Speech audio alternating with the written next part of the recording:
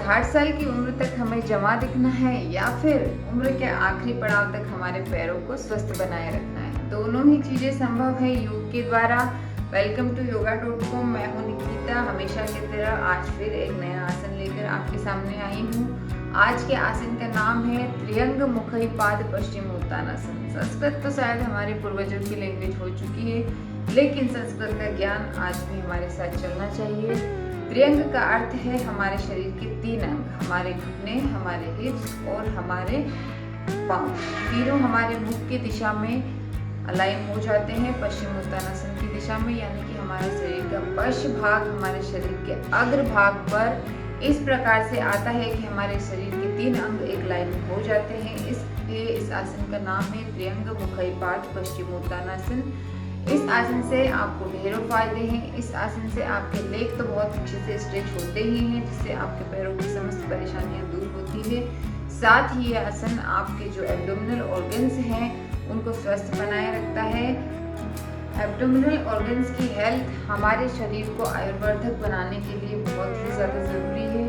हमारे शरीर में एक वाइब्रेंसी यानी कि एक जमापन बनाए रखने के लिए बहुत ही ज़्यादा ज़रूरी है। योगा में तो ऐसा भी कहा गया है कि एब्डोमिनल ऑर्गन्स की हेल्थ हमारी बॉडी में ओवरऑल हेल्थ को मेंटेन करने के लिए भी बहुत ज़्यादा ज़रूरी है।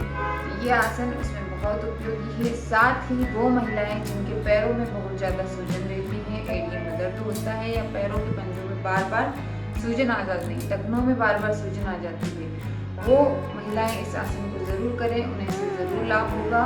और साथ ही साथ पैरों में जो लोग जिम में स्ट्रेचिंग करते हैं उन्हें भी इस प्रकार का स्ट्रेच अपने जो डेली रूटीन है उसमें इंक्लूड करना चाहिए, ताकि उनके पैरों को पूरा स्वास्थ्य मिले। चलिए ट्यूटोरियल की तरफ बढ़ते हैं और उसके बाद आपसे फिर मिलते हैं। इस आसन को करने के लिए आपको दंडासन में बैठ जाना है। उसके बाद अपने एक पैर को यानी कि सबसे पहले राइट पैर को इस तरीके से मोड़ना है कि आपकी हील बाहर की ओर हिप्स के साइड में रहे और आपका पंजा नीचे की डायरेक्शन में रहे। उसके बाद आपको अपना वेट बेंडेड नी पर शिफ्ट करना है ताकि आप स्ट्रेट लेग की तरफ ज़्यादा झुके ना रहें।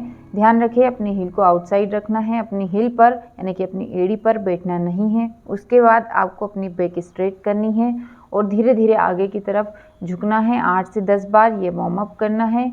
ये वार्म अप करने के बाद आपका पैर थोड़ा फ्लेक्स हो जाएगा। उसके बाद आपको अपने स्ट्रेट लेग को पकड़ने की कोशिश करनी है, अपनी कमर को सीधा करना है और अपनी एल्बो को चौड़ा करते हुए आगे की ओर श्वास छोड़ते हुए झुकना है। अपने हाथों से अपने स्ट्रेट लेग को खींचेंगे, कुछ देर रुकेंगे और वापस आएंगे। इसके बाद आपको इस आसन का नेक्स्ट लेवल प्रैक्टिस करना है, जिसमें आपको अपनी दोनों आर्म्स को इस तरह स्ट्रेट लेग के पीछे ले जाना है, बैक को स्ट्रेट करना है और श्वास छोड़ते हुए झुकना है। अपनी चीन को टिकाना हमारा टारगेट है। इसमें आप पहले अपने हेड को भी टिका सकते हैं और धीरे धीरे चीन तक जाएंगे। आसन को 30 सेकंड से लेकर 1 मिनट तक होल्ड करेंगे और धीरे धीरे श्वास लेते हुए वापस आएंगे और अपने पैर को सीधा कर लेंगे। यह आसन दूसरे लेग से भी परफॉर्म करेंगे और दोनों लेग से आप इसको परफॉर्म करने के बाद इस आसन को 2 से 3 बार रिपीट भी कर सकते हैं। आइए इस आसन के फायदे देखते हैं। यदि आपको पैरों में, एंकल में या फिर नी में कोई भी मोच लगी है तो वो इस आसन से ठीक हो जाती है। पैरों में जो स्वेलिंग रहती है वो भी इस आसन से कम होने लगती है। ये आसन आपके एब्डोमिनल ऑर्गन्स को अच्छे से मसाज कर देता है और उन्हें हेल्दी बनाए रखता है, जो आपको अच्छी उम्र प्रदान करता है और पीस ऑफ माइंड भी देता है, क्योंकि डाइजेशन से हमारी सारी चीज़ें रिलेटेड है। यह आसन फ्लैट फुट वाले लोगों के लिए भी रिकमेंड किया जाता है। ट्यूटोरियल तो आपने देख लिया, लेकिन अब आपको मुझे बताना है कि आपको यह आसन कैसा लगा और मेरे द्वारा बनाए गए वीडियो सच में आपके काम आ भी रहे हैं या नहीं। तो चलिए कल फिर मिलते हैं एक नए आसन के साथ। Stay tuned. Good bye.